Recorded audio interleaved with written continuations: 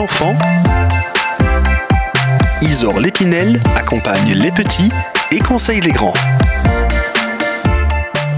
On a le plaisir d'être en studio en compagnie de Isor Lépinel, éducatrice de jeunes enfants et fondatrice de l'entreprise Autour de l'enfant.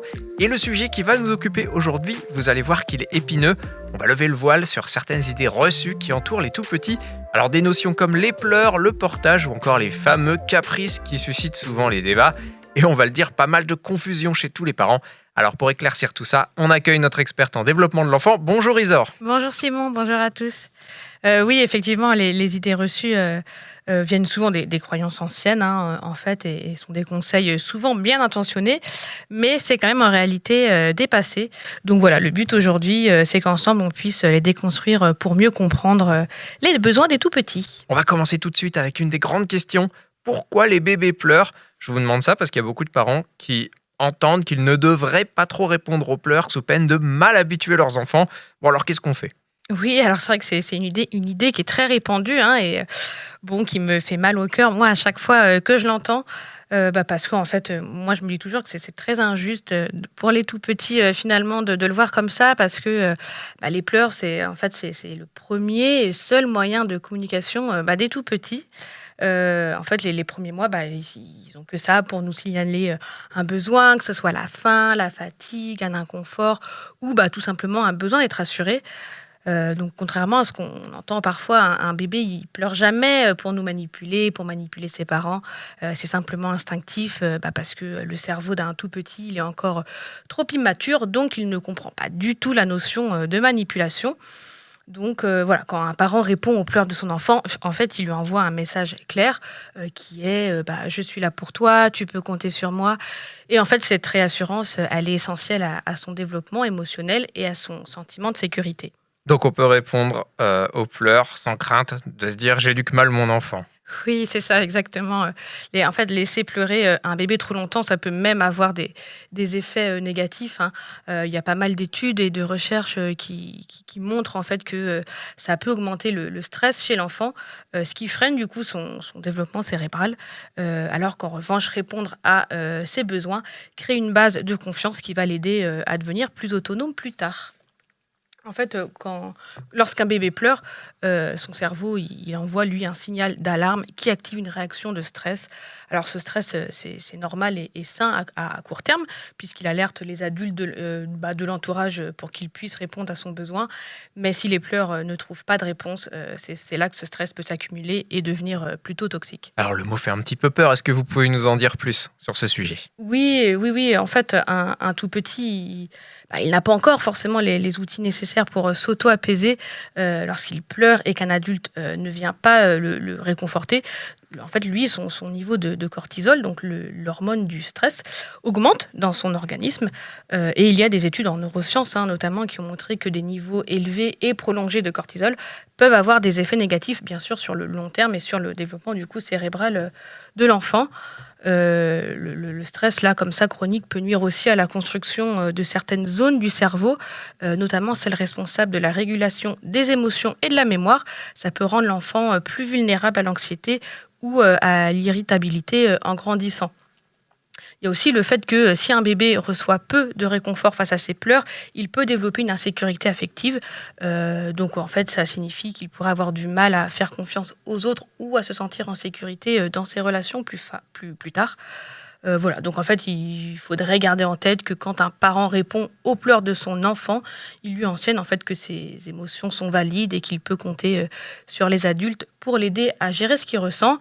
Parce qu'en fait, lorsqu'un bébé est pris dans les bras, qu'il est bercé ou tout simplement entendu, son taux de cortisol en fait diminue rapidement. Et une autre hormone, l'ocytocine, est libérée. Donc l'ocytocine, c'est souvent appelé l'hormone du lien, qui, elle, favorise le sentiment de calme et de confiance. Voilà, donc c'est ces moments d'interaction qui aident le cerveau de l'enfant en fait à construire des connexions solides qui lui permettront à terme de s'autoréguler émotionnellement. Certains parents ont peur de répondre aux pleurs de leur bébé. Ils ont peur en fait que ça les habitue à être constamment pris en charge. Mais alors en fait c'est tout l'inverse. Un bébé dont les besoins sont comblés régulièrement, il va se sentir sécurisé et confiant. Oui, c'est ça. En fait, le plus important, c'est vraiment de rappeler que le besoin de réconfort diminue naturellement, de toute façon, avec le temps, à mesure que l'enfant grandit et développe ses propres outils pour gérer ses émotions. Mais voilà, vraiment, on ne rend pas un enfant dépendant en répondant à ses pleurs. On l'aide même à construire une base de sécurité intérieure qui lui servira toute sa vie. Bon, alors en principe, c'est pas toujours si simple que ça. Comment on répond aux pleurs? Alors, le premier conseil que moi je peux donner, ça va déjà être d'observer et de comprendre. Donc essayer de comprendre ce que les pleurs signifient. Parfois c'est une couche à changer, parfois c'est simplement, un besoin d'être câliné. Et ensuite, ils répondent, plutôt rapidement, parce que plus un bébé est jeune, plus il a besoin d'une réponse immédiate. Alors ça ne veut pas dire bien sûr qu'on doit toujours le prendre dans les bras, hein, mais simplement qu'il doit lui sentir qu'il n'est pas tout seul dans son inconfort. Et puis, parler doucement, avec une voix apaisante. Des fois, ça suffit aussi à calmer certains bébés, même si on ne peut pas intervenir physiquement tout de suite. Et puis, peut-être le plus difficile, rester patient. Alors, c'est vrai que c'est normal de ne pas toujours réussir à calmer les pleurs immédiatement. Mais voilà, toujours l'important, c'est que le bébé sente finalement notre présence et puis notre engagement. En tout cas, répondre aux pleurs de son bébé, c'est pas une mauvaise habitude, hein. C'est un acte de respect, d'amour en fait pour ses besoins fondamentaux. Ça contribue à un développement émotionnel sain et encore une fois à la création d'un lien de confiance durable entre le parent et son enfant. Donc voilà, aux jeunes parents qui nous écoutent, écoutez votre instinct et puis n'ayez jamais peur d'apporter un réconfort à votre tout petit, car ça l'aide à grandir en confiance. Et alors maintenant, Isor, on va passer au portage, notre autre gros dossier controversé. Alors certains disent que porter son enfant trop souvent, notamment en écharpe, ça risque de le rendre dépendant. Alors là aussi, je vais vous demander ce que vous en pensez. Alors là encore, hein, c'est une idée fausse. Le portage répond à un besoin biologique. Les bébés, ils sont forcément immatures, encore une fois, à la naissance. Et être porté leur apporte chaleur, sécurité et réconfort. En fait, des conditions idéales, hein, encore une fois, pour leur développement.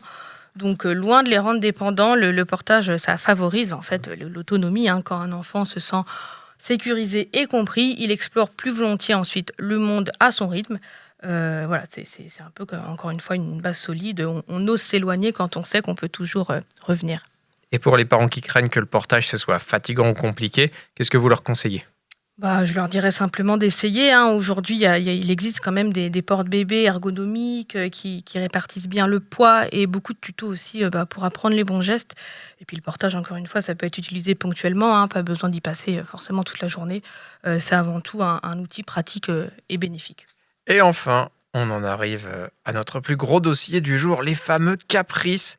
Vous l'avez évoqué d'ailleurs rapidement tout à l'heure, mais est-ce qu'un bébé ou un jeune enfant peut vraiment faire un caprice? Alors non, non, en tout cas pas au sens où nous, adultes, on l'entend. En fait, le mot caprice, ça suppose une intention en fait consciente de défier ou de manipuler les adultes.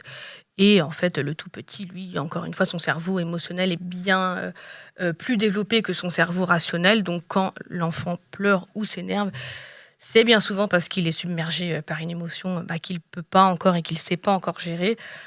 Par exemple, je pense à forcément un exemple où tous les jeunes parents ont dû être confrontés. Un enfant qui pleure au supermarché parce qu'il veut un jouet. Voilà. Et en fait, il n'essaie pas de nous manipuler. Pardon. En fait, il exprime un désir intense, une frustration qu'il ne peut pas contenir. Et donc, voilà, le rôle de parent, encore une fois, bien qu'il ne soit pas toujours facile, ça va être d'accompagner ces moments en restant le plus calme possible et en mettant des limites bienveillantes, même si vraiment, j'entends bien que c'est pas toujours facile. Bon alors nous, parents, comment on réagit face à ces crises sans perdre notre patience? En fait, déjà, moi je dirais que c'est de toujours se rappeler que c'est jamais dirigé contre nous. En fait, moi je conseille de prendre un moment pour respirer, pour mettre des mots sur ce que vit l'enfant. Ça peut être des phrases toutes simples, hein, comme oui, je vois que tu es très en colère parce que tu veux ce jouet. En fait, verbaliser, ça aide l'enfant à se sentir compris. Et ensuite, vous pouvez proposer une alternative pour essayer de le distraire, tout en restant ferme sur la décision, hein. Donc ça peut être, on va pas pouvoir acheter ce jouet tout de suite aujourd'hui, mais on va pouvoir jouer avec tes cubes en rentrant. Voilà, par exemple.